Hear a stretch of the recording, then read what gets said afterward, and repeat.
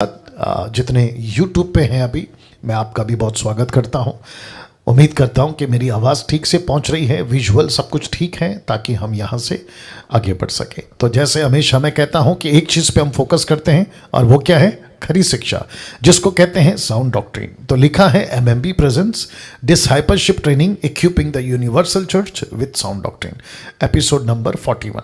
जी, अभी तक जिस मुद्दों पे या जिस टॉपिक पे DT पे हम बात कर चुके हैं, जो अपने आप में खजाना है, जो अपने आप में मोती है, प्रेशियस मोती, या फिर जिसको कहते हैं डायमंड्स, हीरा, ऐसी चीजें आपके बीच में अभी तक हम रख चुके हैं। और जिसमें से पहला टॉपिक है परमेश्वर, इंग्लिश में गॉड, बहुत अद्भुत तरीके से प्रभु ने चलाया। दूसरा सैल्वेशन, हिंदी में उद्धार।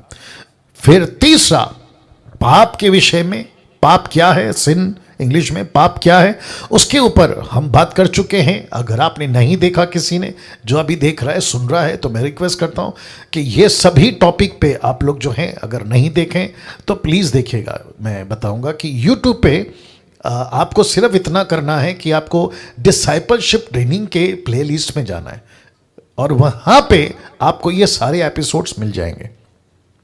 चौथा पॉइंट जो हमने सीखा था वो ये था कि चरित्र, जिसको कहते हैं इंग्लिश में कैरेक्टर, एक व्यक्ति का, एक सेवक का कैरेक्टर कैसा होना चाहिए, उसका चरित्र कैसा होना चाहिए, उसके ऊपर भी हमने बातें की है।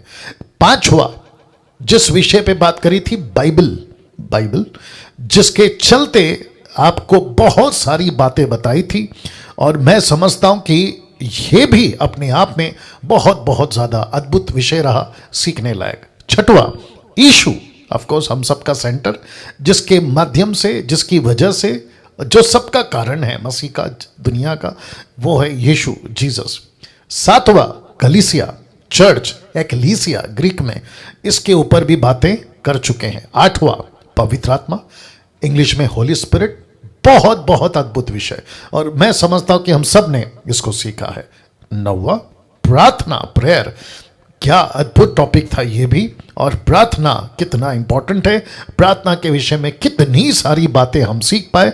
और मैं समझता हूं कि ये टॉपिक सुनने के बाद अगर किसी का प्रार्थना जीवन ठीक नहीं है, तो मैं समझता हूं कि इस टॉपिक के बाद प्रार्थना जीवन ठीक हुआ होगा।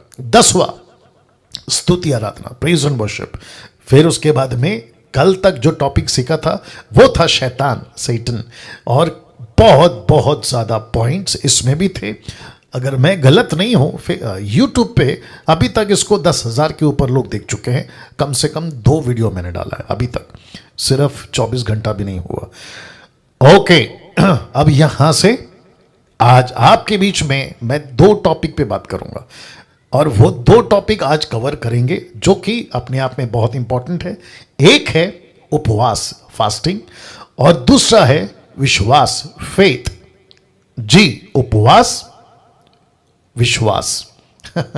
वापस आते हैं, उपवास, दूसरा टॉपिक है विश्वास, फास्टिंग एंड फेथ। इस 2 विषय पे आज आपसे बात करूंगा, और वापस कहता हूं कि आपके होश उड़ने वाले हैं। ऐसी ऐसी पॉइंट्स, ऐसी ऐसी बातें आपके बीच में, ये 2 मुद्दों पे बात करने जा रहा हूं। तो जितने YouTube पे अभी देख रहे हैं, मैं आपसे रिक्वेस्ट करता हूं, आप सभी को, आप जब मुझे देखते हैं, सिर्फ देखना नहीं है, आपको दूसरों को शेयर करना है, साथ ही साथ खुद को एजुकेट करना है, ताकि आप दूसरे लीडर्स को भी प्रभु की महिमा के लिए तैयार कर सके। And same with the Zoom people also. Okay, अब यहां से स्टार्ट करते हैं। पहला टॉपिक आज के विषय का 2 में से पहला, वो है उपवास, फास्टिंग।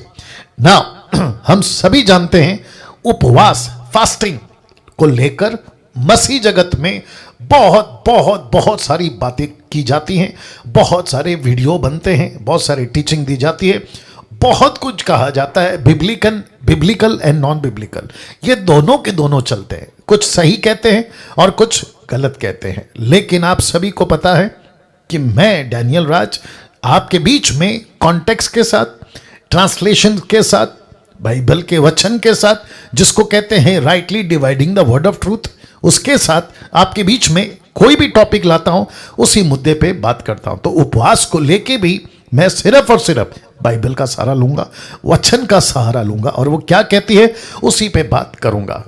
तो सबसे पहले एक प्रश्न आपके बीच में रखने जा रहा हूं। प्रश्न यह है, क्या उपवास करना जरूरी है? जी, तो इसका सीधा जवाब है नो। दूसरा, क्या उपवास करना पाप है? जवाब है नो। तो दूसरे शब्दों में आपको उपवास करना जरूरी है। ये जो शब्द है ना जरूरी, जिसको कहते हैं बहुत इंपॉर्टेंट है। पास्टर डैनियल, अगर उपवास नहीं करेंगे तो प्रभु नहीं सुनेगा। उपवास इतना जरूरी है कि प्रभु भी बाद में पहला उपवास। तो जिसको कहते हैं जरूरी, तो आपको जवाब दे चुका हूं कि उपवास जरूरी नहीं है।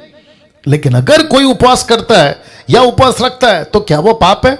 दूसरे शब्दों में क्या वो गलत कर रहा है? तो सीधा जवाब है नो, कोई गलती नहीं है। आपको उपवास करना है, आप कर सकते हैं, लेकिन प्रश्न क्या था? क्या जरूरी है, कंपलसरी है, नेसेसरी है, बहुत ज्यादा इंपॉर्टेंट है? नो। आपका फेथ, आपका यीशु, आपका प्रार्थना, आपका वचन, आपका रिश्ता, आपका कैरेक्टर प्रभु के साथ में, यह इंपॉर्टेंट है। आप उपवास को लेकर आज बहुत सारी बातें सीखेंगे। तो मैं रिक्वेस्ट करता हूं आखिर तक बने रहें यूट्यूब वालों। अगर आप लोग देख रहे हैं, क्योंकि जल्दबाजी में आप लोग कुछ लाइनें देखते हैं और कहते हैं अरे नहीं समझ में आ रहा, तो ऐसा मत करिए, क्योंकि लूसीफर बहुत स्मार्ट है। लूसीफर क्या करता है ना, आपका जो इंटरेस्ट है ना वो डालने नहीं देता है, वचन को सीखने नहीं देता है। वो बहुत कनिंग है, बहुत चालाक है और आपको कुछ सत्य की बातों से आपको क्या कहते हैं ना डिवाइड कर देगा, महरूम कर देगा, दूर कर देगा। लेकिन मैं चाहता हूं आज की जो ये टॉपिक है उपवास और फेथ, उसको आप लोग जरूर सुनेगा। चलिए वापस आते हैं। क्या उपवास जरूरी है? नो। क्या उपवास करना पाप है? नो। ये दोनों आपको बता दिया ना। लिखा है उपवास तभी करना चाहिए, बहुत ध्यान से देखिएगा, उपवास तभी करना चाहिए जब पवित्र आत्मा अगुवाई करता है। सो सिंपल ना, कितनी सीधी बात है। तो जिसका मतलब है कि आपको उपवास करना है, लेकिन कब? जब पवित्र आत्मा अगुवाई करे तब। क्योंकि कोई कर रहा है, क्योंकि आपने किसी को करते देखा, कोई कर रहा है इसलिए मत करिए। तो इसके चलते ये लाइन मैंने रखी है। तो आपको फिर से समझाता चलूं कि आपको उपवास इसलिए नहीं करना है क्योंकि कोई कर रहा है। कहीं से आपने टीचिंग सुनी, कहीं से आपने कोई किताब पढ़ी, कहीं से आपको कुछ पता चला, तो आप कहते हैं कि अब मैं करूंगा। No no no no no no no, आपको ऐसा नहीं करना है। आपको उपवास तब तक नहीं करना है जब तक पवित्र आत्मा आपको लीड नहीं करता, आपके अंदर बोझ नहीं डालता। मेरे अंदर डालता है। मुझे कितनी बार ऐसा लीड होता है कि मैं उपवास करूं और मैं करता हूं। आप में से कितने लोग हैं प्रभु के दास, पास्टर्स, लीडर्स, आप में से कितने प्रीचर्स हैं जिनको मैं समझता हूं यही एक्सपीरियंस आपको भी हुआ होगा कि कम से कम 3 महीने तक, 1 साल तक आपको कोई लीड नहीं हुआ, आपने उपवास नहीं किया, लेकिन अचानक से आपको 1 साल, 6 महीना, 3 महीने के बाद आपको ऐसा फील होता है, लीड होता है कि पवित्र आत्मा कहता है अब करो उपवास। तो आप बिल्कुल करिए, क्योंकि किसी के कहने से, किसी ने किया इसलिए आप उपवास नहीं करते। साथ ही साथ मैं कैथलिक से आता हूं। कैथलिक, आप जानते हैं कैथलिक में बहुत सारी ऐसी बातें जो नॉन बिब्लिकल है, वचन को मैच नहीं करती।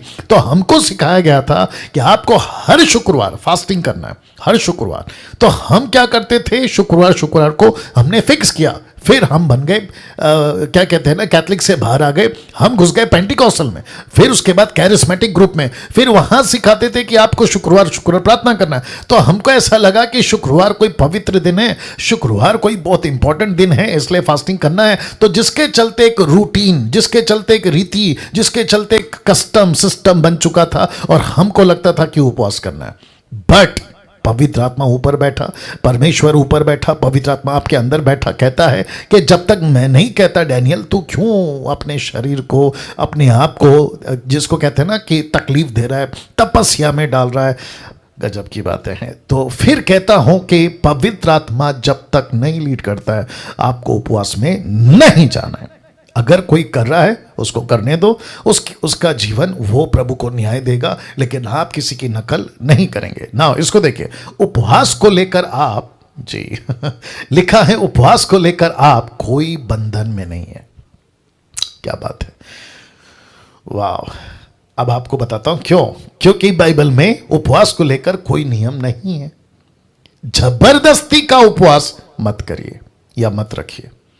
तो फिर से ये जो स्क्रीन है, आपको बताता चलूं कि उपवास को लेकर बाइबल के अंदर या परमेश्वर के वचन में किसी प्रकार का कोई नियम नहीं है, और ना ही आप किसी बंधन में। आप स्वतंत्र हैं, आप फ्री हैं, आप पवित्र आत्मा के लीडिंग में हैं, आप कलीसिया हैं, यीशु के दुल्हन हैं, पवित्र आत्मा के लोग हैं, पवित्र आत्मा की अगुवाई में चलने वाले लोग हैं। आप जबरदस्ती क्यों उपवास रखेंगे? तो वापस कहता हूं कि ये टॉपिक उपवास का, मैं रिक्वेस्ट करता हूं जितना हो सके वीडियो को दूसरों तक पहुंचाइए, शेयर करिए, क्योंकि उपवास को लेकर बेड़ा गर्क है। बहुत सारी बातें आज रखूंगा मैं, तो आप लोग एक साथ मेरे साथ में बने रहेंगे, ठीक है ना। तो फिर से कह देता हूं कि जबरदस्ती का उपवास, ये नीचे वाला लाइन, जबरदस्ती का उपवास नहीं करना। कोई पास्टर कहता है मैं रखा हूं, तुम रखो। कोई टीचर कहता है मैं जा रहा हूं 7 दिन फास्टिंग में, तो पूरे चर्च को कहता है मेरे साथ फास्टिंग करो। भाई क्यों करें? क्यों करें? आपको प्रभु ने बोझ दिया है, आप करो। पूरे चर्च को आप 7 दिन, 10 दिन, 20 दिन, 40 दिन के फास्टिंग में क्यों लेके जा रहे हैं? अभी बीच में मुझे लगता है कि अप्रैल मार्च के महीने से शुरू हो गया था लेंथ डे, 40 दिन की फास्टिंग। कुछ मेरे दोस्त थे मुंबई से, उसको लगा कि मुझे करना चाहिए, तो वो चला गया। खुद तो गया, लेकिन साथ में जितने ग्रुप के लोग थे उनको भी ऑनलाइन में वो 40 दिन के फास्टिंग में ले गया। तो डे 1 फेसबुक पे, डे 2 फेसबुक पे, डे 3 फेसबुक पे, ऐसे करते करते मैं देख रहा था। और वापस कहता हूं, फिर मुझे क्या लगा पता है? ये सब फ्लैश में काम कर रहे हैं। किस में? फ्लैश में, शरीर में। लेकिन आत्मिक अगुवाई जिसकी होती है उसका जीवन अलग होता है, बातें अलग होती है, सेवा अलग होती है। तो वापस कहता हूं, जबरदस्ती का उपवास मत रखिए। नाउ ये बहुत इंपॉर्टेंट है, लिखा है भावनाओं में आकर उपवास मत करिए। भावनाओं में, जिसको कहते हैं ना मुझे आज बहुत फील हो रहा है, आपको फील हो रहा है ना, लेकिन पवित्र आत्मा का लीड नहीं है। आपने किसी अफ्रीकन प्रीचर को देखा कि वो कह रहा है कि मैं फास्टिंग में गया, मुझे पावर मिला, मैं फास्टिंग में गया, मुझे ये मिला। मैं तो उसको रखूंगा कि क्या मिलता है, क्या नहीं मिलता है, और कौन लीड कर रहा है। लेकिन किसी भी प्रकार के इमोशनली होकर या भावना में आकर आपको उपवास नहीं करना है। मैं रिपीट करता हूं, नहीं करना है ना। इसको भी देखिए, कई सेवकों ने अपनी जान गंवाई है, बाप रे। और बहुतों ने तो जब उपवास का उनको रिजल्ट नहीं मिला तो सेवा तक छोड़ दी है। Can you believe that? मैं रिपीट करता हूं, मैं रिपीट करता हूं, उपवास किया 40 दिन और मर गए। क्यों? क्योंकि इतना कठोर और इतना सख्त उपवास किया कि पानी तक नहीं पीते थे। अगर पानी भी पीते थे तो 24 घंटे में 1 या 2 बार। और आपका जो शरीर है ना, उसको लिक्विड चाहिए। आपका जो शरीर है उसको खाना चाहिए। आपका जो शरीर है वो उस सिस्टम से बना है कि आपको 24 घंटे में आपका जो शरीर है वो मांगता है। और याद रखो, माय गुडनेस गेट रेडी, आपका शरीर आपका नहीं है, आपका शरीर आपका नहीं है, ये पवित्र आत्मा का शरीर है। आप इसको मन चाहा भावना में आकर किसी के कहने से आप अपनी, और जीसस क्राइस्ट, किसी ने कहा कि प्रभु कहता है फास्टिंग करो, तो हम चले जाते हैं। भावना, इमोशनल, रियलिटी अलग है, इमोशनल अलग है। मैं इसके ऊपर प्रचार कर चुका हूं। और फिर कहता हूं, मैं कईयों को जानता हूं, मर गए। मेरे 29 साल के मिनिस्ट्री में मैंने कईयों को देखा है कि वो उपवास करते करते जब लिमिट क्रॉस हो गया, मर गए।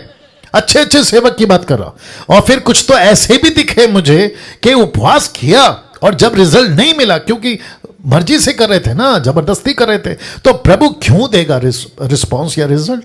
और फिर ऐसा किया कि अरे प्रभु, लगता है तू सच्चा नहीं है, तू अच्छा नहीं है, मेरे ऊपर तेरी योजना नहीं है, आज से मैं मिनिस्ट्री बंद कर रहा हूं, सेवा तक छोड़ दिए। इसको कहते हैं नॉनसेंस, इसको कहते हैं मूर्खता, इसको कहते हैं पागलपंती। नाउ इसको देखिए, कई लोग सिखाते हैं, क्या सिखाते हैं? अगर पावरफुल बनना है, याद रखो क्या सिखाते हैं? अगर पावरफुल बनना है तो आपको उपवास में जाना होगा। वाह। अगर आपको पावरफुल बनना है मिनिस्ट्री में, तो आपको कहां जाना होगा? आपको उपवास जाना होगा। अब इनके पास में कुछ सिस्टम है, 7 दिन का उपवास, 10 दिन का उपवास, 20 दिन का उपवास और आखिरी है 40 दिन का उपवास।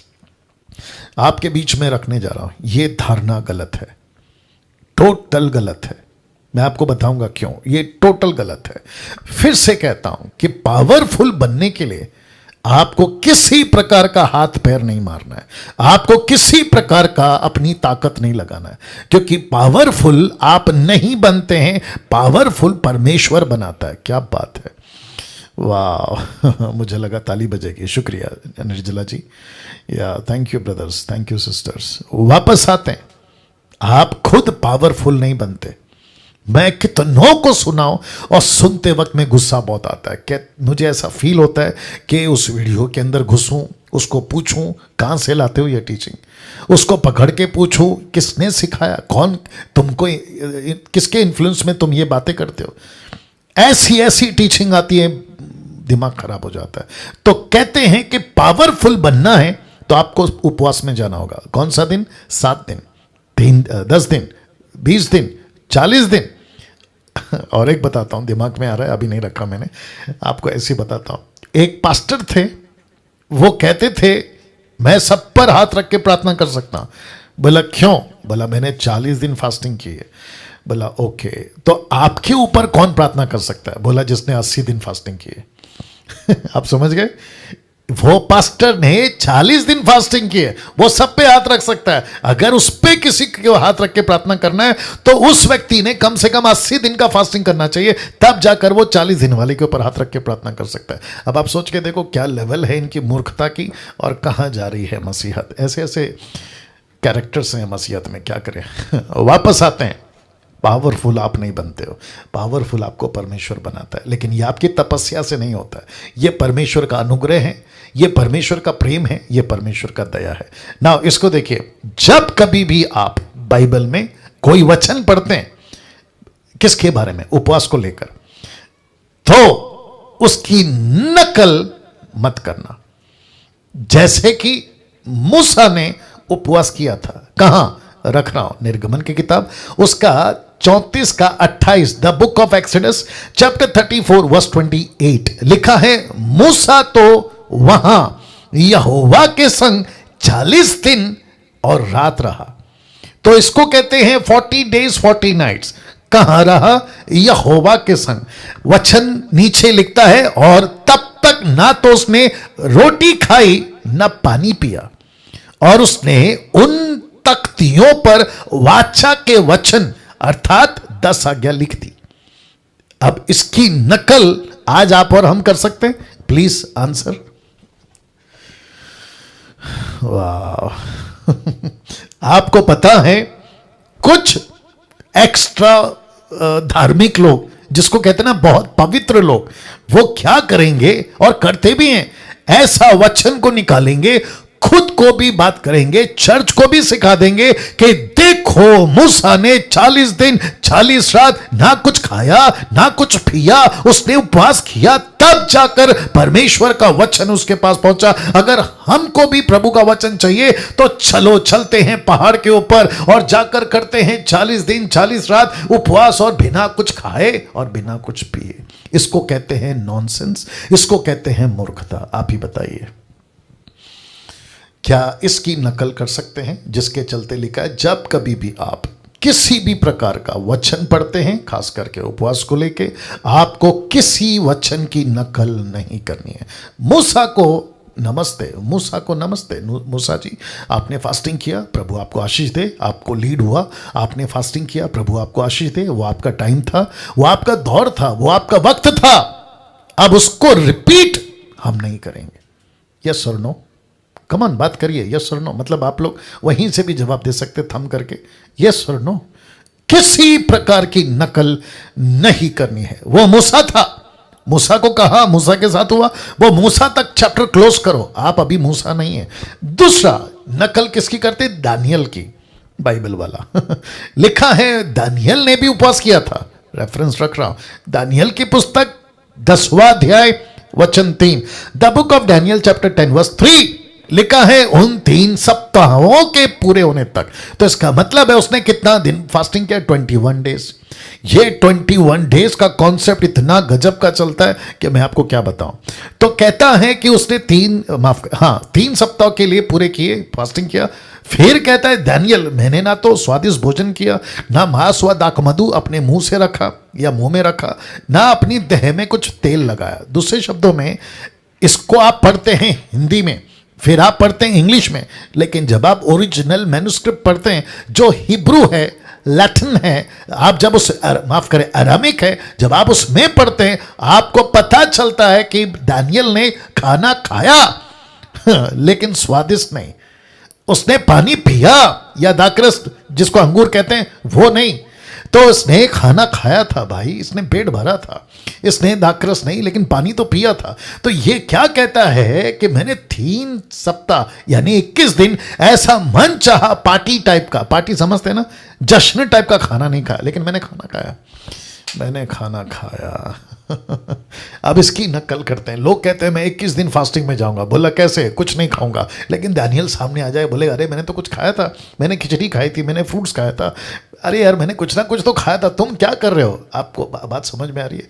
तीसरा एग्जाम्पल देता है योएल का। आपको पता होगा the book of Joel, Joel बोएल, इसने भी उपवास किया था। कैसे? बताता हूं। योएल की किताब उसका 2 अध्याय वचन 12 लिखा है, तो भी यहोवा की ये वाणी है, अभी भी सुनो। कौन कहता है? योएल।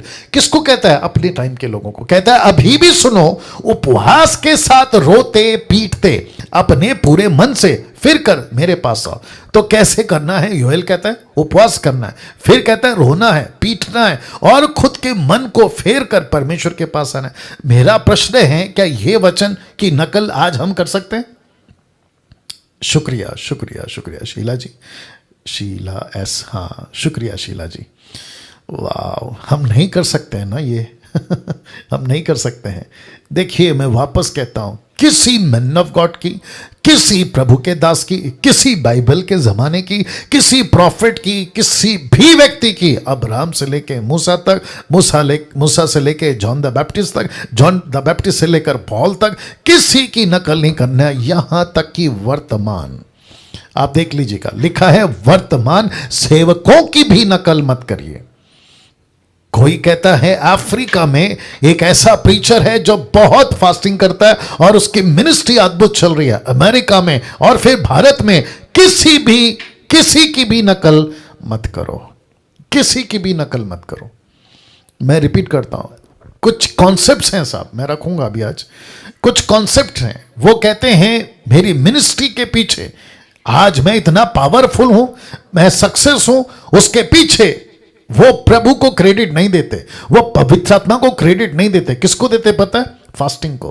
कहता है मैं 40 दिन फास्टिंग में था, कितनी बार? कम से कम 10 बार। तब जाकर ये अभिषेक मुझे मिला है, तब जाकर ये अनॉइंटिंग मुझे मिला है, तब जाकर ये पवित्र आत्मा मुझे मिला है, तब जाकर, अरे बाप रे, ऐसी क्या कहते हैं ना, डींगे मारते हैं कि मैं क्या बताऊं।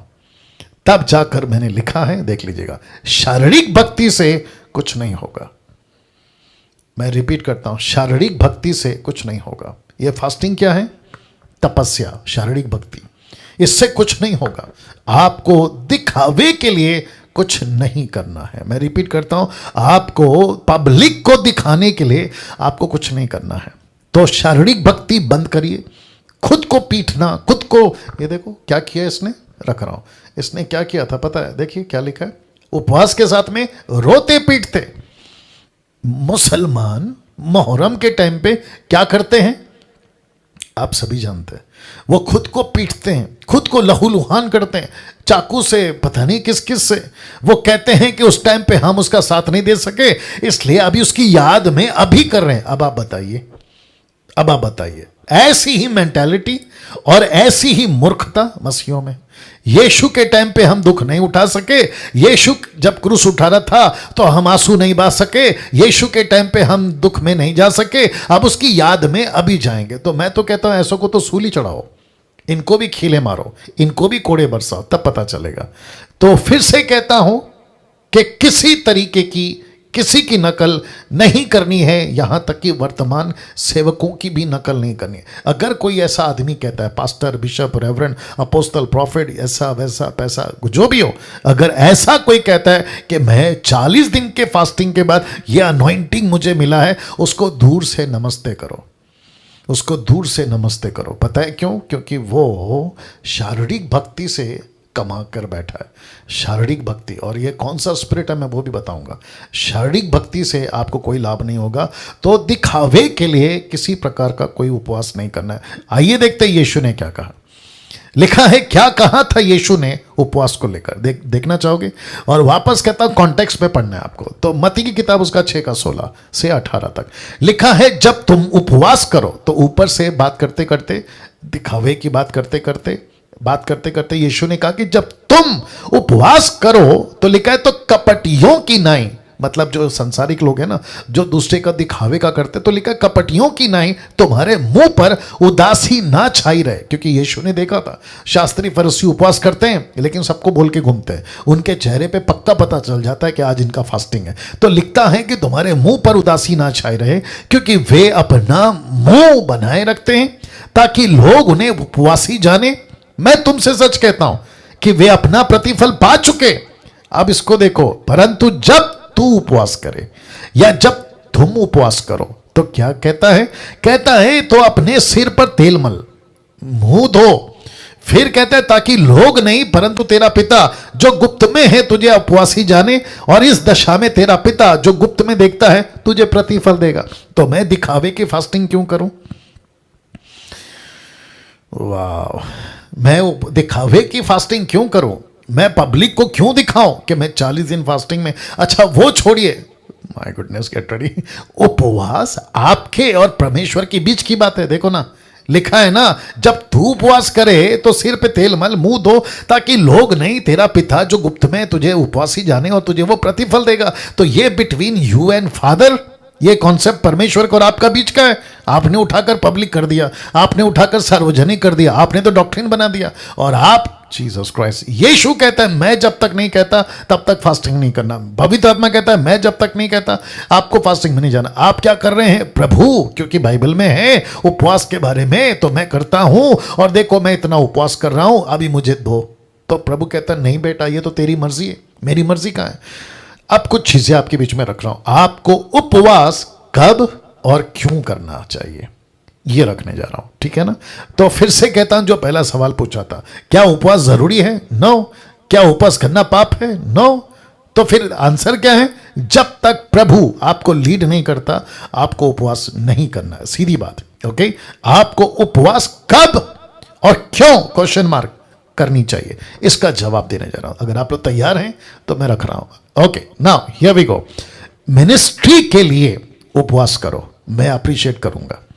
मिनिस्ट्री के लिए आप उपवास करो। मिनिस्ट्री में कोई रुकावट है, उपवास करो।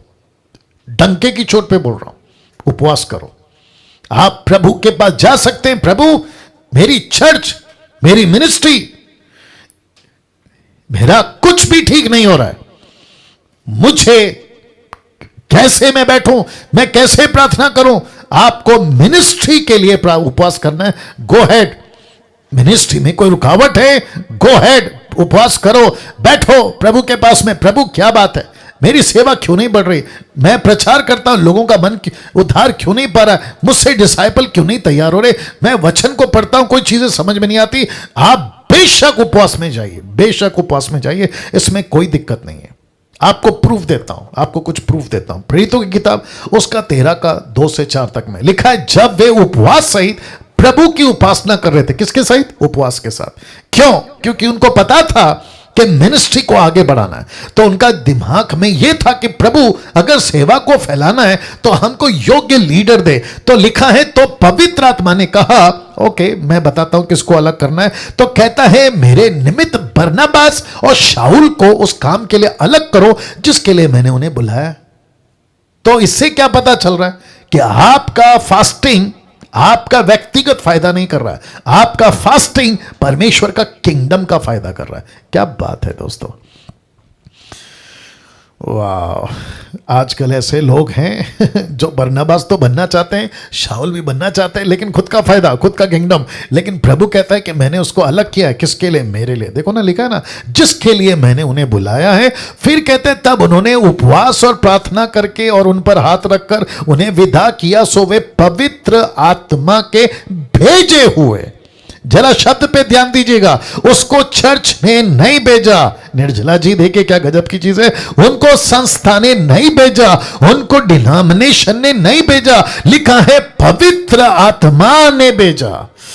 ओहो हो। तो इसका मतलब है कि उपवास पवित्र आत्मा ने लीड किया, प्रार्थना ऐसे करो पवित्र आत्मा ने लीड किया।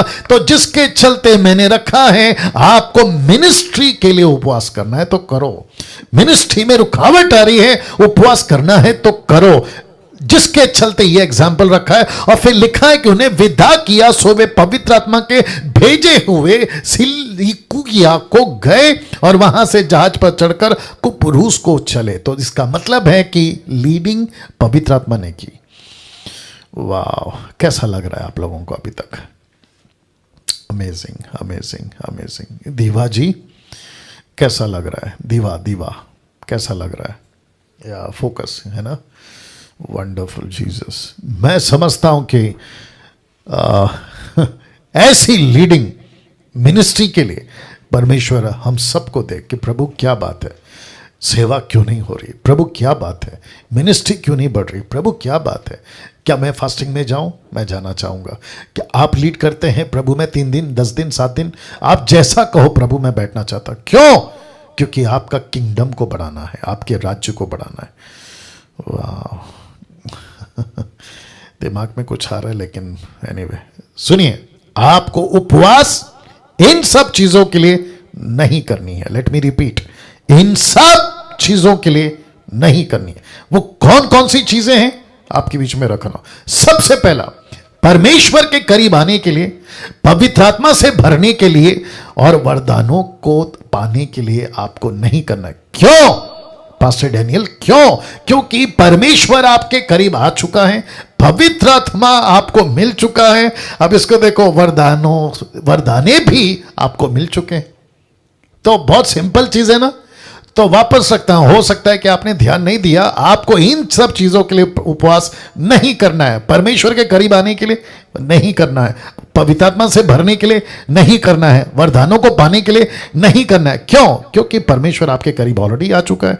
पवित्र आत्मा का वरदान आपको मिल चुका है, माफ करें, पवित्र आत्मा आपको मिल चुका है और वरदान भी आपको मिल चुके हैं। तो इसका मतलब यह हुआ कि आपको किसी प्रकार का, कुछ लोग कहते हैं पता है, पवित्र आत्मा से भरना है, पवित्र आत्मा से भरना है, आपको उपवास में जाना होगा। पवित्र आत्मा ठप करके मारेगा, कहेगा कि मैं ऑलरेडी तेरे अंदर हूं, अब कौन सा पवित्र आत्मा मांग रहा है? वरदान से भरना है पास्टर जी, वरदान वरदान वरदान। ऊपर से प्रभु बोलेगा ऑलरेडी दे दिया है ना भाई, और जो वरदान दिया है वो तेरे लिए थोड़ी दिया है, परमेश्वर के राज्य के लिए दिया है। अच्छा, कुछ लोग कहते हैं परमेश्वर को ढूंढो, परमेश्वर को चाहो, परमेश्वर के नजदीक आओ। पावर ऑफ फास्टिंग, ये भी कॉन्सेप्ट लेकर आते हैं, पावर ऑफ फास्टिंग। अब्बा। तो इसका मतलब है कि प्रभु कहता है कहां जा रहे हो? मूसा करता था मेरे लिए प्रार्थना, उपवास, अब्राहम करता था उपवास, जोशुआ करता था उपवास, ये सब करते थे उपवास। क्यों? क्योंकि मैं नहीं था ना उनके पास, लेकिन तुम तो मेरी कलीसिया हो। क्या बात है, वाह, तुम तो मेरी दुल्हन हो, मैं ऑलरेडी तुम्हारे अंदर आ चुका हूं, पवित्र आत्मा तुमको दे चुका हूं, वरदान से तुमको भर चुका हूं। तो अब क्या करना है? Action, that's it. अब बचा क्या? एक्शन। आपको निकलना है, काम करना है, आपको जाना है, काम करना है, यही तो बाकी है। इसलिए सुनो, एक एग्जांपल आ रहा है। जब यीशु ऊपर चले गए, असेंशन हो गए, स्वर्ग में उठाए गए, एक्ट चैप्टर 1:10 में, तो चेले है ना 120 ऐसा ऊपर देख रहे थे। ऊपर से दो पुरुष आए, माफ करें, 2 पुरुष आए, आकर कहा कि ऊपर क्या देख रहे हो? दूसरे शब्दों में उन्होंने कहा कि गलील के पुरुषों, ऊपर क्या देख रहे हो? तो ब्रैकेट में गलील क्यों? क्योंकि उनको पता था कि ये गलीली लोग, ये वो लोग हैं जिनको मिशन मिला है, जिनको ग्रेट कमीशन मिला है। अगले हफ्ते का वही टॉपिक है, अभी से बता दे रहा हूं। इनको मिशन मिला है, तो जिसके चलते ये ऊपर देख रहे हैं। तो ऊपर से प्रभु बोलता है 2 पुरुषों को बेचकर इनको बोलो आगे जाओ, इनको बोलो काम करो। इधर हम भी वही गलती कर रहे हैं। हम भी वही गलती कर रहे हैं। गलती क्या कर रहे हैं पता है? प्रभु आ चुका है, पवित्र आत्मा मिल चुका है, वरदान दे चुका है, लेकिन फास्टिंग में वेट कर रहे हैं। माय गुडनेस, सोच के देखो, फास्टिंग में वेट कर रहे हैं, प्रभु दे, प्रभु दे। ऊपर से प्रभु बोलते हैं बेटा कब का दे दिया, अभी क्या मांग रहा है। माय गॉड,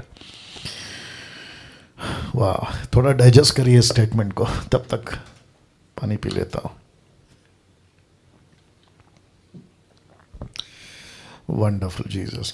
मेरी प्रार्थना है पवित्र आत्मा इस वक्त उन सब के लिए जो अभी यूट्यूब पे, जूम पे, कहीं भी देख रहे होंगे, प्रभु इन चीजों से इनको भरिए, इन चीजों से इनको भरिए, ताकि भटकने से बचें, दूसरों को भटकाने से बचें।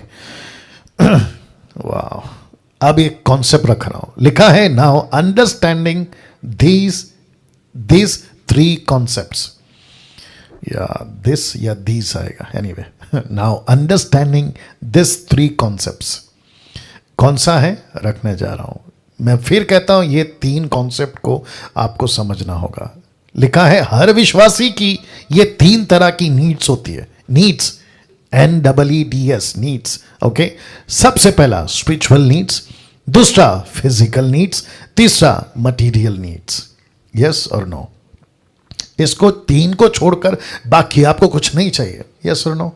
तो वापस आते हैं spiritual needs, physical needs, material needs. इसको छोड़ आपको और क्या चाहिए? अब मजे की बात देखो क्या है। याकूब 1:17 क्या कहता है पता है?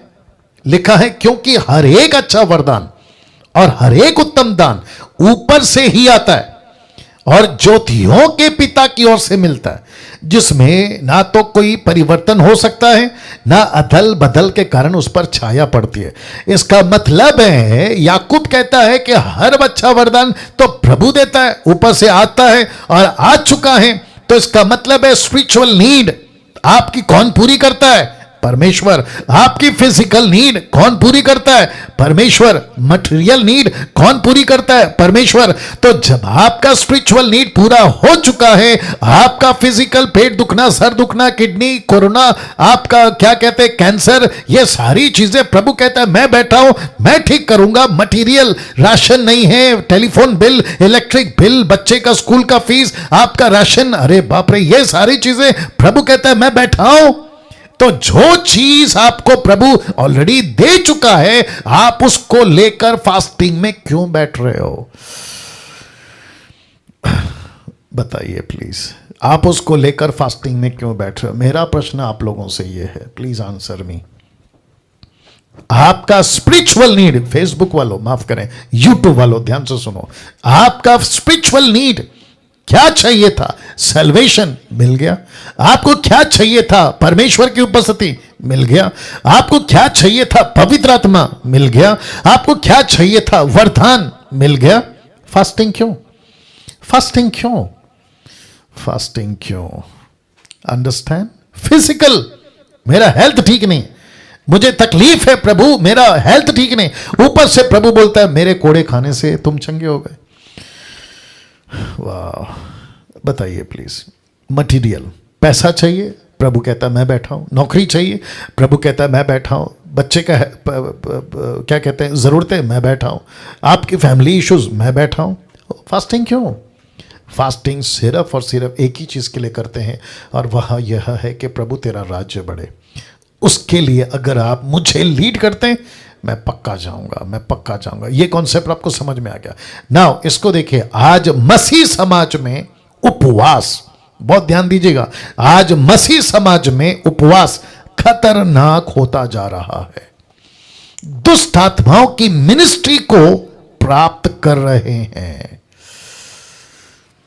Okay okay okay okay okay, pastor Daniel ये कैसे पॉसिबल है? मैं वापस कहता हूं, मेरा प्रचार सुना होगा, एक यीशु नहीं दो, एक पवित्र आत्मा नहीं दो, एक सुसमाचार नहीं दो। यस और नो? जिसका जिक्र मैं कर चुका हूं पिछले हफ्ते या 2 हफ्ते पहले, 2 Corinthians chapter 11 verse 3 and 4, माफ करें 4 and 5। आप इस बात से वाकिफ हैं?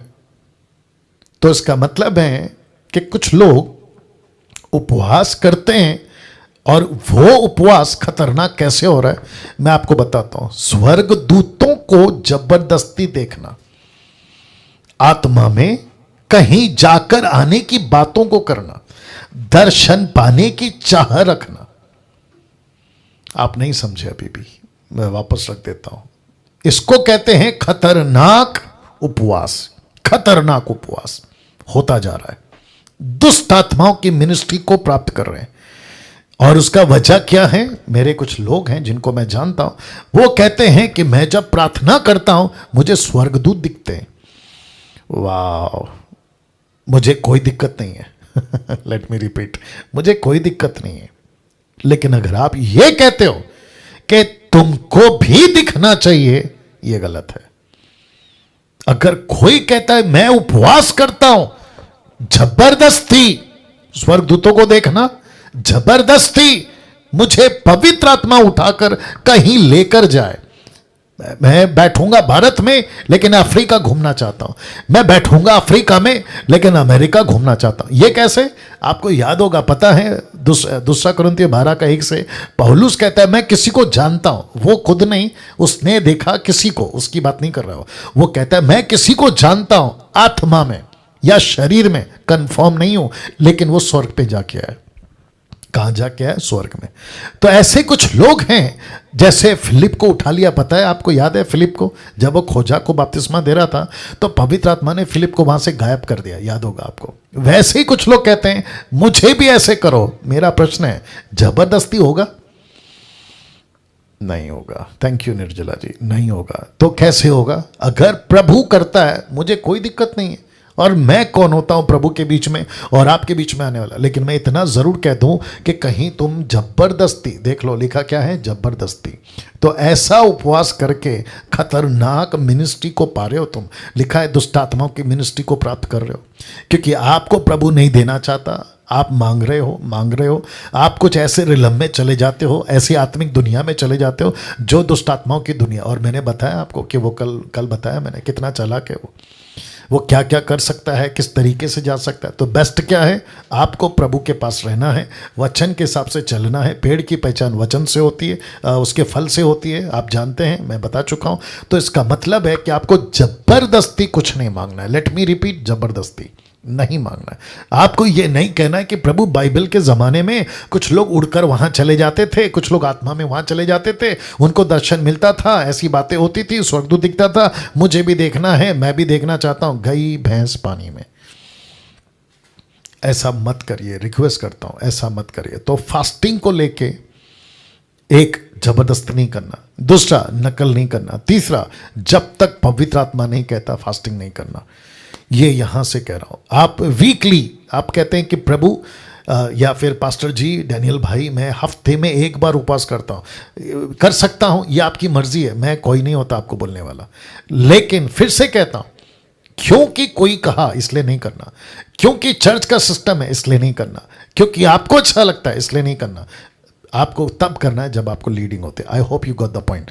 नाउ अब बात करते हैं विश्वास की। गजब का पॉइंट्स आएगा इसमें, गेट रेडी जी। विश्वास की बात करते हैं। फेथ का स्पेलिंग क्या है? FAITH। इसका फुल फॉर्म मैंने नहीं डाला, बट ऐसे ही बोल रहा, मैं पहले बोला करता था, बट आपको ऐसे ही दे देता हूं। फेथ का मतलब, F का मतलब है फादर, A का मतलब है ऑल, I का मतलब है फादर ऑल इनटू दाई हैंड, फादर ऑल इनटू दाई हैंड। तो फेथ का मतलब है कि प्रभु सब कुछ तेरे हाथ में, मैं खुद को सरेंडर करता हूं, खुद को सौंप देता हूं। मैंने इसको इतना इंपॉर्टेंट नहीं समझा इसलिए नहीं डाला, बस ये छोटा सा आपको बता दिया। बट मेरा टॉपिक फेथ को लेकर जबरदस्त, कभी नहीं सुना होगा ऐसी बातें आज रखने जा रहा हूं। सो गेट रेडी। सब लोग तैयार हैं? अगर आप लोग तैयार हैं तो एक बार ताली बजाकर या थम दिखाकर कुछ भी कर लीजिए जी। और साथ ही साथ यूट्यूब वालों, आपको भी कहना चाहता हूं, फेथ के ऊपर गजब की बातें आ रही है, गजब की बातें आ रही है। लिखा है एक विश्वासी के लिए सबसे ज्यादा जरूरी विश्वास, विश्वास, फेथ, विश्वास। ओके, जिस दिन वो पृथ्वी पे एग्जिस्ट करता है या उसको महसूस होता है मैं दुनिया में हूं, तो उसको विश्वास वहीं से शुरू हो जाता है। ये तेरा बाप, ये तेरी मां, ये तेरा घर, ये तेरी चीजें, विश्वास कर। वो प्रूफ नहीं मांगता, यस और नो। सोच के देखिए, जितने पेरेंट्स हैं अभी मुझे देख रहे हैं, मेरा खुद का बेटा भी सामने बैठा हुआ है, अचानक से मेरे पास आया, बोला पप्पा आप साबित करो कि आप मेरे बाप हो। कैसे होगा, कैसे होगा बताइए। हाँ, आजकल बहुत सारे सिस्टम हैं, क्या कहते हैं, डीएनए टेस्ट, ये टेस्ट वो टेस्ट से पता चल जाएगा, वो बात अलग है। लेकिन ये प्रश्न ही पूछना मूर्खता नहीं है? ऑफ कोर्स है। तो फिर से कहता हूं कि जिस दिन से हम पैदा होते हैं उसी दिन से विश्वास करना होता है। मैं आपको कुछ क्या कहते हैं एग्जाम्पल दे देता हूं, लगे हाथ, फिर आगे बढ़ूंगा। देखिए, हमारे मुंबई में टैक्सी, ऑटो बहुत हैं, उसी से हम देखते हैं कि लोग ट्रैवल करते हैं। फिर उसके बाद में जिसको कहते हैं ना ट्रांसपोर्ट सिस्टम, फिर उसके बाद आता है बस, फिर आती है ट्रेन, फिर आती है प्लेन, फिर आपका पानी का जहाज।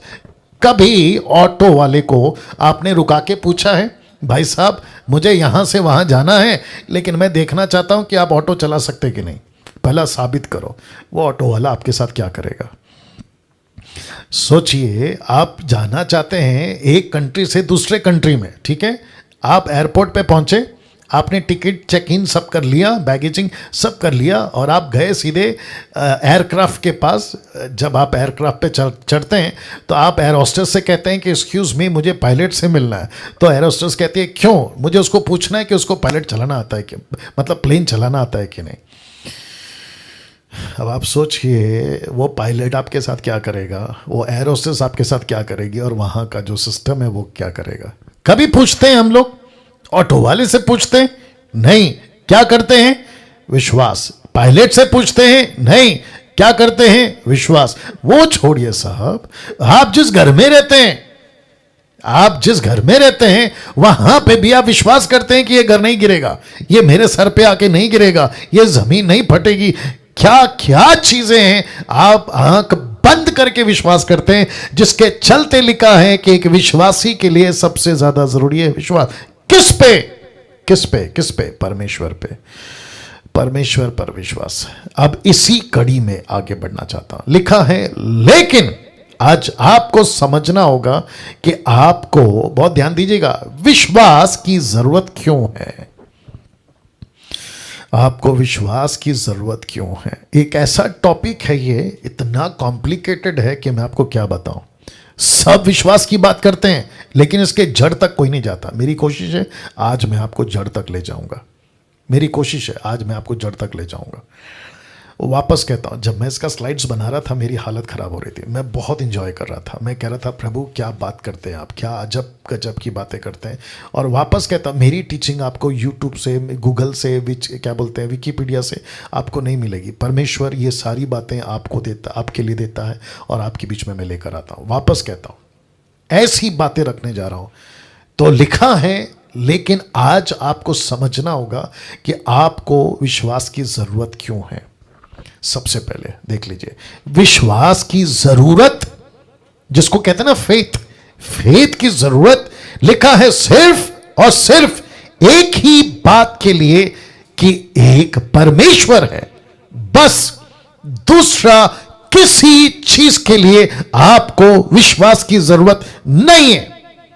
मैं रिपीट करता हूं, किसी चीज के लिए आपको विश्वास की जरूरत नहीं। आपको सबसे पहला एक चीज की जरूरत है, विश्वास की जरूरत है। क्यों? आपको पता लगाना है कि एक परमेश्वर, और जिस दिन, गेट रेडी नाउ, जिस दिन आपको पता चल गया कि यह परमेश्वर है, बस उसी को पकड़ के रखो, उसी को अपने, उसी पे अपने विश्वास को मजबूत करो, रूटेड करो, दैट्स इट। बाकी किसी पे नहीं। मैं रखूंगा। आइए बात करते हैं। सबसे पहले इस वचन को ध्यान से समझिए। कौन सा? ये वाला, जिसको लिखा है इब्रानियों 11:6।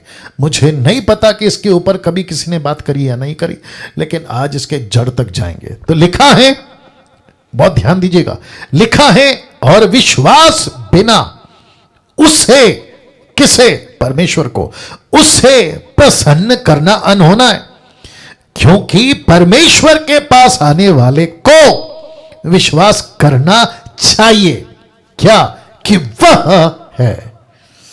Okay okay okay okay okay, रख रहा हूं। लिखा है विश्वास करने वाले को या उसके पास आने वाले को यह विश्वास करना चाहिए कि वह है। ब्रैकेट में परमेश्वर है। आपको विश्वास की जरूरत क्यों है कि एक परमेश्वर है। तो वापस पीछे जा रहा हूं। लिखा है विश्वास की जरूरत क्यों, सिर्फ और सिर्फ एक ही बात के लिए कि एक परमेश्वर है।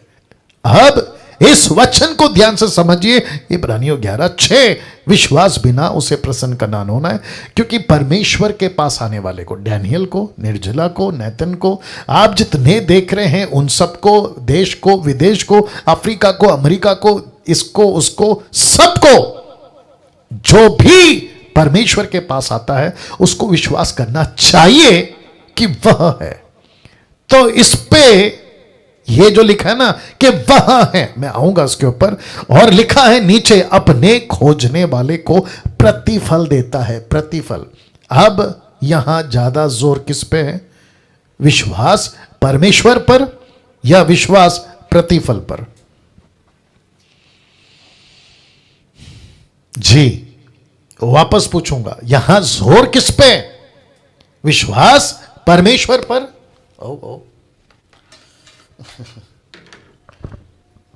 फिर दूसरा चश्मा होता है ना, इसके लिए चक्कर होता है। एक सेकंड दीजिए। या वापस आते हैं, विश्वास किस पर यहां पे ज्यादा जोर है, परमेश्वर पर या प्रतिफल पे? मैंने ब्लैक में इसलिए रखा है क्योंकि वो प्रतिफल है। विश्वास किस पर, आपका जोर किस पे है? परमेश्वर पर, कि वह है। तो इसका मतलब है कि मुझे विश्वास चाहिए। बहुत ध्यान से सुनिए, मुझे विश्वास चाहिए। मेरा विश्वास बढ़ाओ। पास्टर डैनियल मेरा विश्वास बढ़ाओ। सिस्टर जी मेरा विश्वास बढ़ाओ। ब्रदर मेरा विश्वास बढ़ाओ। प्रभु के दास मेरा विश्वास बढ़ाओ। विश्वास बढ़ाओ। मैं क्यों बढ़वाऊं? आपका विश्वास क्यों बढ़े? आपका विश्वास सिर्फ और सिर्फ इसलिए बढ़ना है कि एक परमेश्वर है। That's it. फिर रख रहा हूं, ध्यान दीजिएगा। इस वचन, सॉरी, विश्वास की जरूरत सिर्फ और सिर्फ एक ही बात के लिए कि एक परमेश्वर है। आज सारा खेल इसी का है। टोटल बाइबल मैं रखूंगा, मजा आएगा आपको। आज सारा खेल इसी का है, एक ही चीज का है। सच्चा परमेश्वर कौन है? सच्चा परमेश्वर कौन है? तो लिखा है एक ही परमेश्वर। तो ये वचन का जोर, ये वचन का बल सिर्फ एक ही पर है, विश्वास परमेश्वर पर या प्रतिफल पर। अब आप सोचोगे पास्टर डैनियल, आप प्रतिफल और परमेश्वर दोनों को अलग क्यों कर रहे हो? मैं रख रहा हूं, आपका फोकस परमेश्वर पर होना चाहिए, प्रतिफल पर नहीं। वाह, आपका फोकस परमेश्वर पर होना चाहिए, प्रतिफल पर नहीं। प्रतिफल पर नहीं। प्रतिफल क्या है मैं आपको बताता हूं, पहले इसको देख लीजिए। आज 90% प्रचारक सिखा रहे हैं कि अपनी जरूरतों के लिए विश्वास करो। My God, get ready. फिर कहता हूं 90% प्रचारक, खास करके पंजाब और फिर उधर अफ्रीका, बाप रे बेड़ा गर्क, कहते हैं आपको विश्वास करना है अपनी चंगाई के लिए। प्रतिफल जिसको कहते हैं मटीरियल, बताया था ना, मटीरियल। फिर कहते हैं विश्वास करो, जैसे 12 साल से लहू बहने वाली औरत ने किया, उस 4 दिन का मरा हुआ लाजर की बहनों ने किया। ऐसे विश्वास करो जैसे यार ने किया अपनी बेटी के लिए, पतरस ने पानी पे चलने के लिए, अंधों ने देखने के लिए, लंगड़ों ने चलने के लिए, भूखों ने खाने के लिए। ऐसे ही विश्वास करो। किसके लिए? जरूरतों के लिए। अब आप बताइए टोटल गलत है कि नहीं? प्लीज, गलत है कि नहीं? जबकि पौलुस कहता है, इब्रानियों 11:6 कहता है कि विश्वास करो कि एक परमेश्वर है, उस पे फोकस। अब इसको देखिए, पूरी बाइबल किस पे जोर देती है? एरो रख दिया हूं, किस पे जोर देती है मैं आपको बता रहा हूं। यीशु कहता है तुम्हारा मन व्याकुल ना हो। क्यों? क्योंकि तुम परमेश्वर पर विश्वास रखते हो, मुझ पर भी विश्वास रखो। यीशु किस पे फोकस देता है? अब जरा ये देखिए, दुष्ट आत्मा। लिखा है तुझे विश्वास है एक ही परमेश्वर है, तू अच्छा करता है। दुष्ट आत्मा भी विश्वास रखते हैं और थरथराते हैं। अब बताइए, विश्वास किस पे है दुष्ट आत्मा को? एक सच्चा परमेश्वर पर। विश्वास किसको है? विश्वासियों को यीशु के टाइम पे एक सच्चा परमेश्वर। फोकस कौन है? परमेश्वर। रिपीट करता हूं, फोकस कौन है? Let me put it again. Focus कौन है? परमेश्वर। लेकिन आज फोकस कौन ले जा रहा है? 90% प्रचारक। प्रतिफल। सी, प्रतिफल। प्रतिफल मतलब मुझे चीजें चाहिए, मुझे परमेश्वर। ओ, वापस आता हूं। My goodness, get ready. विश्वास बिना उसे प्रसन्न करना अनहोना है, क्योंकि परमेश्वर के पास आने वाले को विश्वास करना चाहिए, क्योंकि वो है और अपने खोजने वाले को प्रतिफल देता है।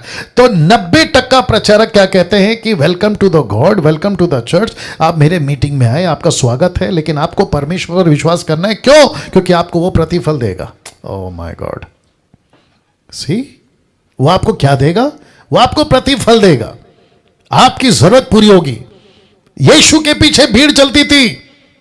प्रचारकों का स्टाइल में बात कर रहा हूं। क्या कहते हैं? यीशु के पीछे भीड़ चलती थी, लेकिन एक भी भूखा नहीं था। बोला क्यों? क्योंकि उनका विश्वास यीशु पे था। तो मेरा फोकस आपसे सबसे कहना यह है, क्या वो भीड़ यीशु के लिए चलती थी या रोटी के लिए चलती थी? रोटी के लिए। मार्था मरियम ने क्या कहा? आप यहां होते तो मेरा भाई नहीं मरता। तो उसका फोकस क्या था? मेरा भाई जिंदा करो, दैट्स इट। माय गॉड, ऐसे प्रचार होते हैं साहब आजकल। अब आप बताइए, यीशु ने भूखों को खाना खिलाया, ऑब्वियस है। जहां यीशु खड़ा होता है चमत्कार तो होगा ही। जहां देखो, पानी का नेचर क्या है? कोई जानता है पानी का नेचर क्या है? आप पानी को कहीं पे भी डाल दो, अगर वहां बीज होगा ना, पेड़ उगा देगा। आपने नहीं सुना? पानी का नेचर क्या है? आप उसको कहीं पे भी डाल दो, अगर वहां बीज होगा ना, पेड़ उगा देगा, पेड़ उगा देगा। अगर पानी में इतनी ताकत है तो पानी बनाने वाला खड़ा हो जाए तो क्या नहीं हो सकता? बताइए। या यीशु का नेचर है यार, यीशु का नेचर है आपको ब्लेस करना, यीशु का नेचर है भूखों को खाना खिलाना, यीशु का नेचर है बीमार है तो ठीक करना, यीशु का नेचर है मुर्दों को जिंदा करना। लेकिन हमने फोकस किस पे डाल दिया? अरे वाह, अच्छा यीशु है, जरूरतें पूरी करता है, तो जरूरतों के पीछे भागो, यीशु के पीछे मत भागो। जिसके चलते लिखा है 90% प्रचारक ने यही कर दिया। जबकि बाइबल जब पढ़ते हैं तो हमें पता चलता है। ये एरो क्या कहता है? तेरा विश्वास है एक ही परमेश्वर है। देखो क्या लिखा है, तुम्हारा मन व्याकुल ना हो, तुम परमेश्वर विश्वास रखते हो, मुझ पे भी विश्वास रखो। मतलब विश्वास करो किस पे? चीजों पे नहीं, परमेश्वर पर। दुष्ट आत्मा भी विश्वास करती है, और लिखा है तू परमेश्वर पर विश्वास करता है, अच्छा है। दुष्ट आत्मा भी विश्वास करती है। अब इसको देखिए, रोमियो की किताब 1:17 क्या लिखा मालूम है? क्योंकि उसमें परमेश्वर की धार्मिकता किससे? विश्वास से। और धर्म विश्वास से, और विश्वास के लिए प्रकट होती है, जैसा लिखा है कि विश्वास से धर्मी जन जीवित रहेगा। वाह, यहां पे फोकस कौन है? यहां पे फोकस कौन है? विश्वास। यहां पे फोकस कौन है? विश्वास। और विश्वास क्या कहता है? एक परमेश्वर है मानो, एक परमेश्वर है मानो, एक सच्चा परमेश्वर है मानो। दुष्ट आत्मा विश्वास करती है, नेचर विश्वास करती है, पृथ्वी विश्वास करती है। सूरज को पता है उसका परमेश्वर कौन है, चांद को पता है उसका परमेश्वर कौन है, जानवरों को पता है उसका परमेश्वर कौन है, पक्षियों को पता है उसका परमेश्वर कौन है, स्वर्गदूतों को पता है परमेश्वर कौन है, लूसीफर को पता है परमेश्वर कौन है। दुख की बात यह है कि जिस इंसान को उस परमेश्वर ने बनाया, वो इंसान परमेश्वर को कम, परमेश्वर की चीजों को ज्यादा मांग रहा है। वाह। अब इसको देखिए, विश्वास को रूटेड करने का एकमात्र जरिया वचन। वचन कहां लिखा है? रख रहा हूं, रोमियो किताब 10:17। देखो क्या लिखा है। लिखा है सो विश्वास सुनने से, और सुनना मसीहा के वचन से आता है। यह कौन सा विश्वास है जो वचन से आता है? बाप रे, पास्टर डैनियल, अविश्वासी जो संसार में लोग हैं, वो पत्थर के सामने खड़े होते हैं, उनके लिए चमत्कार हो जाता है। मैं उस विश्वास की बात नहीं कर रहा हूं। अविश्वासी लकड़ी को पूजा करते हैं, सांप की पूजा करते हैं, गाय की पूजा करते हैं, हाथी, बंदर, कुत्ता, पक्षी की पूजा करते हैं, उनकी जरूरतें पूरी हो जाती है। ये पृथ्वी पे जब से इंसान बना है, आप उसको पूछ के देखो, लेकिन यहां पे वो विश्वास की बात नहीं हो रही है, यहां बात हो रही है सच्चे परमेश्वर की। यहां बात हो रही है सच्चे परमेश्वर की। आपको कौन सा विश्वास चाहिए? 5 रोटी 2 मछली चमत्कार हो? नो। लाजर जिंदा हो? नो। क्या कहते हैं, यायर की बेटी जिंदा हो? नो। किस विश्वास की बात चल रही है? लिखा है विश्वास आता है, आपका विश्वास बढ़ता है मसीह के वचन से। अब बताइए, तो जिसके चलते मैंने लिखा है कि चमत्कार और आशीषों को देखकर विश्वास नहीं बढ़ता। ढंके की चोट पे बोल रहा हूं, ओपन चैलेंज है। पानी पीने दीजिए।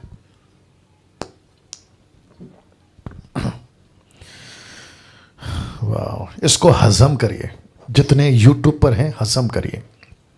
मैं फिर रख रहा हूं, चमत्कार और आशीष को देखकर विश्वास नहीं बढ़ता। पास्टर डैनियल क्या बात कर गए आप? मेरे चर्च में जो लोग आ रहे हैं वो इसलिए आ रहे हैं क्योंकि मेरा पास्टर चमत्कार करता है। पिछले हफ्ते मुर्दा जिंदा हुआ, इसलिए इतनी भीड़ आ गई। गांव में मुर्दा जिंदा हो गया, पूरा गांव चेंज हो गया। तो लीजिए जोर का झटका धीरे से। इजरायली 40 साल कितने चमत्कार देखे, कितनी आशीषें पाई। क्या वे विश्वासी में रूटेड थे? राइट। ऐसे ऐसे चमत्कार देखे हैं जो आजकल पास्टर लोग नहीं दिखा सकते। मूसा था नंबर 1 पास्टर। लाल समंदर को चादर की तरह फाड़ के निकाल के लेकर आया। 10 विपत्ति 10 प्लेग्स, क्या गजब का काम करके थे। जंगल में रोटी, मन्ना, पानी, चट्टान से, क्या बात है। उधर शत्रु आते थे, ठका मार देता था, हाथ उठाता था, चमत्कार होते थे। पीतल का सांप याद होगा, ये सारी चीजें। मेरा प्रश्न है, क्या ये विश्वास में रूटेड थे? अगर कोई मूर्ख आदमी कहता है मेरा चर्च इसलिए पावरफुल है क्योंकि यहां चमत्कार हो रहा है, तो तुमको बता दूं, देखो क्या लिखा है इब्रानियों 13:12, माफ करें 3:12 लिखा है, हे भाइयों चौकस रहो कि तुम में ऐसा बुरा अविश्वासी मन ना हो। तो अविश्वासी मन किसका हो गया? अब जरा देखिएगा, जो जीवित परमेश्वर से दूर हट जाए। सो हम देखते हैं कि वे कौन है? इजरायली अविश्वास के कारण प्रवेश ना कर सके। तो ये कौन से विश्वासी थे जरा बताइए? 40 साल देख रहे हैं निर्जला जी। ये 40 साल वो लोग थे जो चमत्कार देखें, रोटी देखें आसमान से गिरते, पानी देखे चट्टान से निकलते, सांप काट दिए तो पीतल का सांप से बच गए। ऐसे ऐसे चमत्कार जो कभी किसी दुनिया में किसी देवता ने, किसी खुदा ने, किसी ईश्वर ने नहीं किया। ऐसे चमत्कार दिखाकर लाने वाला परमेश्वर के पीछे क्या ये 6 लाख लोग विश्वासी बने? देखो क्या लिखा है, अविश्वास के कारण प्रवेश ना कर सके। तो मेरा प्रश्न है, इनका चमत्कार कहां गया? क्या इनका चमत्कार ने इनको विश्वासी बनाया? जरा आप लोग जूम वाले जरा या तो ऐसे जैसा ठीक लगे। क्या इनके चमत्कार ने जो परमेश्वर ने करके दिखाया इनके विश्वास को रूटेड किया? नो। अब झोर का झटका दूसरा। यीशु के चेले 3.5 साल, मजा लीजिएगा, यीशु के चेले 3.5 साल कितने चमत्कार देखे मैं आपको बताता हूं। यूहन्ना 20:21 याद होगा आपको, 21:25 माफ करें, लिखा है यीशु ने इतने चमत्कार किए, अगर एक एक करके लिखे जाते तो पुस्तक जो जगत में लिखी जाती ना समाती। मतलब आप डाइजेस्ट नहीं कर सकते, इतने चमत्कार यीशु ने किए। मेरा प्रश्न है, कितने चमत्कार देखे और कितनी आशीषें? क्या ये विश्वास में रूटेड थे? मैं आपको बताता हूं क्या लिखा है। मरकुस 16:14 देखो क्या लिखा है। पीछे वह उन 11 को भी जब वे भोजन करने बैठे थे दिखाई दिया।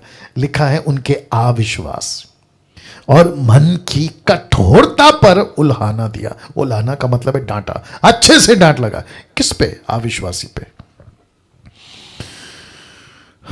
वाह। तो ये 3.5 साल खुद परमेश्वर पृथ्वी पे घूम रहा था। ये 40 साल परमेश्वर मूसा के द्वारा घूम रहा था। ना यहां चमत्कार ने विश्वास बढ़ाया, ना यहां आशीष ने विश्वास रूटेड किया, ना यहां पे चमत्कार देखकर इनका विश्वास मजबूत हुआ, ना आशीष देखकर विश्वास मजबूत हुआ। मुझे प्लीज बताइए, क्या ऐसे बढ़ता है विश्वास? आजकल क्या चल रहा है पंजाब में, गुजरात में, कर्नाटका, तेलंगाना, तमिलनाडु, अफ्रीका, अमेरिका, विश्व जगत में क्या चल रहा है? ऐसी कोई वीडियो दिखाते हैं चमत्कार की? मुर्दा जिंदा हो गया और कहते विश्वास करो विश्वास करो विश्वास करो विश्वास करो। नहीं होगा बॉस, नहीं होगा। आप अपना मसीह जीवन, ब्रैकेट में विश्वास का, मसीह जीवन विश्वास का किस बुनियाद पे जी रहे हैं? किस बुनियाद पे? चमत्कार, आशीष या परमेश्वर का वचन? या पूछ रहा हूं किस पे?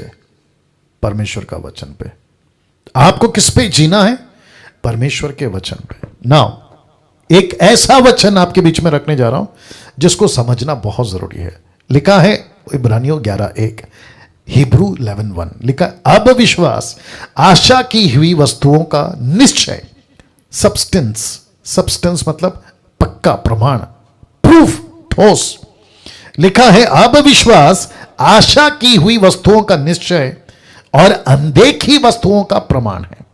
विश्वास सब्सटेंस है, एक कंफर्मेशन, जिसको कहते हैं ना डीड। डीड समझते हैं? कोई डीड समझता है? डीड क्या होता है? आपका ऑर्गेनाइजेशन अगर रजिस्टर्ड है तो सरकार आपको एक डीड बना के देती है। डीड, उस पर सब लिखती है, आप ये कर सकते हो, ये कर सकते हो, ये कर सकते हो, ये कर सकते हो, आपको ये परमिशन, वो परमिशन, इसको कहते हैं डीड। तो विश्वास क्या है? सब्सटेंस। किस चीज का? जिसके लिए आपने विश्वास किया। तो लिखा है जो चीज नहीं देखी उसका। कॉन्टेक्स्ट में आ रहा हूं, कॉन्टेक्स्ट में आ रहा हूं। अब यहां पे मैं जितना पढ़ सकता हूं आपके लिए पढ़ना चाहूंगा, ध्यान दीजिएगा जरा। देखो क्या लिखा है, क्योंकि इसी के विषय में प्राचीनों की अच्छी गवाही दी गई। किसकी? प्राचीनों की। विश्वास ही से हम जानते हैं कि सारी सृष्टि की रचना परमेश्वर के वचन के द्वारा हुई, यह नहीं कि जो कुछ देखने में आता है वह देखी हुई वस्तुओं से बना हो। वचन 4, विश्वास ही से हाबिल ने कैन से उत्तम बलिदान परमेश्वर के लिए चढ़ाया, उसी के द्वारा उसके धर्मी होने की गवाही भी दी गई, क्योंकि परमेश्वर ने उसे उसकी भेंट के विषय में गवाही दी, और उसी के द्वारा वह मरने पर भी अब तक बातें करता है। वचन 5, विश्वास ही से हनोक उठा लिया गया, मृत्यु को ना देखें और उसका पता नहीं मिला, क्योंकि परमेश्वर ने उसे उठा लिया था। उसके उठाए जाने से पहले उसकी गवाही दी गई थी कि उसने परमेश्वर को प्रसन्न किया था। वचन 6, विश्वास बिना उसे प्रसन्न करना अनहोना है, क्योंकि परमेश्वर के पास आने वाले को विश्वास करना चाहिए कि वह है, अपने खोजने वाले को वो प्रतिफल देता है। वचन 7, विश्वास ही से नूह ने उनके विषय में ये जो उस समय दिखाई ना पड़ती थी चितौनी पाकर भक्ति के साथ अपने घराने के बचाव के लिए जहाज बनाया, उसके द्वारा उसने संसार को दोषी ठहराया और धर्म का वारिस हुआ जो विश्वास से होता है। वचन 8, विश्वास ही से अब्राहम जब बुलाया गया तो आज्ञा मानकर ऐसी जगह निकल गया जिसे मिरास में लेने वाला था, यह ना जानता था कि मैं किधर को जाता हूं, तो भी निकल गया। किसके ऊपर? परमेश्वर पर विश्वास। वचन 9, विश्वास ही से उसने प्रतिज्ञा किए हुए देशों में, जैसे पराये देशों में परदेशी होकर रहा, इसहाक याकूब समेत जो उसके साथ उसी प्रतिज्ञा के वारिस थे, तंबुओं में वास किया। वचन 10, क्योंकि वह उस स्थिर नींव वाले नगर की भाट जोता था जिसका रचने वाला और बनाने वाला परमेश्वर है। वचन 11, विश्वास ही से सारा ने अपने बुढ़ापे में होने पर भी गर्भ धारण करने की सामर्थ्य पाई, क्योंकि उसने प्रतिज्ञा करने वाले को सच्चा जाना। किसको? परमेश्वर को। कॉन्टेक्स्ट में कौन आ रहा है अभी तक? परमेश्वर। आशीष आ रहा है? नहीं। चमत्कार आ रहा है? नहीं। कौन है? परमेश्वर। अब इसको देखिए, वचन 12, इसी कारण एक ही जन से जो मरा हुआ सा था, आकाश के तारों, समंदर के तीर के बालू की नाई अनगिनत वंश उत्पन्न हुआ। वचन 13, ये सब विश्वासी की दशा में मरे, उन्होंने प्रतिज्ञा की हुई वस्तुएं नहीं पाई वर्ण पर उन्हें दूर से देखकर आनंदित हुए और मान लिया कि हम पृथ्वी पर परदेसी और बाहरी हैं। वचन 14, जो ऐसी ऐसी बातें कहता है वे प्रकट करते हैं कि स्वदेशी की खोज में है। वचन 15, जिस देश से वे निकल आए थे, यदि उसकी सुधि करते तो उन्हें लौट जाने का अवसर था। वचन 16, पर वे उत्तम अर्थात स्वर्गीय देश की अभिलाषी हैं, इसीलिए परमेश्वर उनका परमेश्वर कहलाने में उनसे नहीं लज्जाता, सो उसने उनके लिए एक नगर तैयार किया। वचन 17, विश्वास से इब्राहिम ने परखे जाने के समय में इसहाक को बलिदान चढ़ाया, जिसने प्रतिज्ञा को वाचा माना था। वचन 18, जिससे यह कहा गया था कि इसहाक से तेरा वंश कहलाएगा, वह अपने इकलौते को चढ़ाने लगा। वचन 19, क्योंकि उसने विचार किया कि परमेश्वर सामर्थ्य है कि मरे हुए में से जिलाए, सो उन्हीं से दृष्टांत की रीति पर वह उनसे फिर मिला। वचन 20, विश्वास ही से इसहाक ने याकूब और एसाव को आने वाली बातों के विषय में आशीष दी।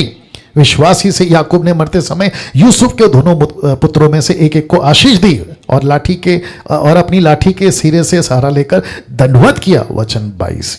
विश्वास से यूसुफ ने जब वह मरने पर था इजराइल की संतान के निकाले जाने की चर्चा की और अपनी हड्डियों के विषय में आज्ञा दी। वचन 23। विश्वास ही से मूसा के माता पिता ने उसको उत्पन्न होने की बात 3 महीने तक छिपा रखा, क्योंकि उन्होंने देखा कि बालक सुंदर है और वे राजा की आज्ञा से न डरे। विश्वास ही से मूसा ने सियाना होकर परमेश्वर की बेटी का पुत्र कहने से इनकार किया, इसलिए कि उसे पाप में थोड़े दिन भोगने से, सुख भोगने से परमेश्वर के लोगों के साथ दुख भोगना उत्तम लगा। अब ऐसे करते करते करते करते करते करते करते करते करते आप 40 वचन तक पहुंचते। तो इसमें टोटल फोकस कौन है? गॉड। इसमें फोकस कौन है? गॉड। कैसा लग रहा है? और अब इसको देखो, मनुष्यों का फेथ, गॉड। एरो देख लो, एरो देख लो। मनुष्यों का फेथ कौन है? गॉड। तो आदम से लेके हनोक तक, हनोक से लेके आपका क्या कहते हैं नूह तक, नूह से लेकर अब्राम तक, अब्राम से लेके इसहाक, याकूब, जोसेफ, फिर मोसेस, और ऐसे करते करते करते करते आप और मैं किस पे भरोसा करना है? परमेश्वर पर। किस पे फेथ करना है? परमेश्वर पर। अब इसको देखो, रोमियो 5:1-2 क्या कहता है पता है? सो जब हम विश्वास से धर्मी ठहरे तो अपने प्रभु यीशु मसीह के द्वारा परमेश्वर के साथ में मेल रखें। मतलब आपका मेल हो चुका है, रिकंसलेशन हो चुका है। अब इसको देखो, जिसके द्वारा विश्वास के कारण उस अनुग्रह तक जिसमें हम बने हैं, हमारी पहुंच भी हुई है। यहां हुई है पहुंच आपकी, किसके द्वारा? विश्वास के द्वारा। एक दिन ऐसा ही नज़ारा आप देखोगे स्वर्ग में, आप देखेंगे तो कहता है पहुंच हुई है। इंग्लिश ट्रांसलेशन कहता है एक्सेस है, हमको एक्सेस करने का पास मिला है, हमारी पहुंच हुई है। और परमेश्वर की महिमा की आशा पर घमंड है। तो मुझे आशा है और मुझे उस पर घमंड है कि एक दिन यीशु आएगा। और मेरा विश्वास तेल पानी रुमाल पे नहीं है, मेरा विश्वास मटेरियल चीज़ों पे नहीं है, मेरा विश्वास चमत्कार पे नहीं है। मुर्दे जिंदा होते मुझे कोई दिक्कत नहीं है, अंधे लंगड़े लूले सब ठीक होते मुझे कोई दिक्कत नहीं है। लेकिन क्या फ़ायदा मुर्दा जिंदा हो गया लेकिन अभी भी दारू पी रहा है? क्या फ़ायदा कैंसर ठीक हो गया लेकिन अभी भी प्रभु में नहीं है? तो इसको विश्वासी नहीं बोलेंगे। आपको पता है जब कोई थोड़ा टाइम दीजिए, आपको पता है जब संसार में कोई गलत काम कर रहा होता है विश्वासी, तो हम क्या कहते हैं? अरे ये विश्वासी होकर ऐसा काम कर रहा है, इसको विश्वासी बोल सकते हैं? तो आपको पता है लोग क्या कहते हैं? अरे वो तो प्रभु को मानता है, तो प्रभु को तो शैतान भी मानता है। You got the point. तो याकूब कहता है विश्वास कर्म बिना मरा हुआ है और कर्म विश्वास बिना मरा हुआ है। Action without faith, faith without action, both are dead. Yes और नो? तो हमें फेथ भी करना है, एक्शन भी दिखाना है। अब नेक्स्ट वीक वो है एम्पावरमेंट, सशक्तिकरण की शिक्षाएं। तो एक हो चुका है इनवाइट, दूसरा हो चुका है इन्वेस्ट, और ये तीसरे लेवल पे है। और आप सभी को बता दूं कि अगले हफ्ता लास्ट है। नेक्स्ट वीक डीटी खत्म हो जाएगा। सो जो नेक्स्ट वीक का टॉपिक है और वो है ग्रेट कमीशन, महान आज्ञा जिसको कहते हैं। जो पॉइंट्स कवर करेंगे, एक है the importance of the gospel, दूसरा है the importance of making disciples, फिर होगा how to reach unreached groups, फिर होगा हाउ टू एवेंजलाइज, फिर होगा how to start cell groups, फिर होगा the importance of money for mission work. ऐसे ये सारे पॉइंट्स को हम अगले हफ्ते क्लियर करेंगे। तो अगले हफ्ते का जो टॉपिक है ग्रेट कमीशन, महान आज्ञा, आपको मैं बता चुका हूँ। अब कल याद रखिए, कल जूम और यूट्यूब वालों ध्यान दीजिएगा, कल भारत देश के लिए प्रार्थना करना है। और कल है 24 अप्रैल, तो कल है शनिवार, मसीह समाज प्रार्थना करेगा। आप देख सकते हैं भारत देश के लिए, महामारी से परमेश्वर यीशु मसीह हमको बचाए। जो सिर्फ जुड़ना चाहते हैं, मतलब आप सिर्फ कनेक्ट होना चाहते हैं, तो आप लाइव आ सकते हैं फेसबुक पे। लेकिन अगर आपको लीड करना है, प्रार्थना लीड करना है, तो आप जो हैं जूम पे आइए और हमारे साथ आप प्रार्थना में हो जाएंगे। याद रखिए जो वक्त है 7 से 9, 7 PM to 9 PM according to Indian standard time, तो भारत देश के लिए हम जो है प्रार्थना करेंगे। ये एक आपको दिखा देता हूँ, जैसे मैं आपको बताते आ रहा हूँ कि मिशनरीज़ को हमने कम से कम 4 फैमिलीज़ को हम अडॉप्ट कर रहे हैं, जिसके लिए उनको सपोर्ट भेजना। अगर आपको लीड होता है कि प्रभु मेरा पैसा मिशनरी के लिए जाना चाहिए, आप सिस्टर सुमन वेद को कांटेक्ट करें, ये नंबर है। और आप यूट्यूब वालों, आपको भी कह रहा हूँ, आपका पैसा सही जगह पे जाए, ये इंपॉर्टेंट है। आइए प्रार्थना करते हैं ये स्लाइड के साथ। सृष्टिकर्ता पिता, यीशु के नाम से आपकी अद्भुत अद्भुत उपस्थिति जो आपने दे रखी है, और ऐसी शिक्षाएं जो आज आपने हमें दी, उपवास और विश्वास, प्रभु जी आपका धन्यवाद। हम सबको सिखाने के लिए आपका धन्यवाद। इन बातों से आप हमें मजबूत करिए, हमारे आत्मिक जीवन को मजबूत करिए। मैं आपका धन्यवाद देता हूँ, आपकी स्तुति करता हूँ प्रभु जी। जितने लोग अभी जुड़े हैं और जो यूट्यूब पे जुड़ेंगे, प्रभु जुड़े हैं, एक एक व्यक्ति को आप प्रभु जी इन बातों से मजबूती दीजिए, उनका आत्मिक जीवन मजबूत करिए। आदर, महिमा, सम्मान सब कुछ आपको देते हैं। ये प्रार्थना यीशु के नाम से मांगते हैं, आमीन, आमीन, आमीन।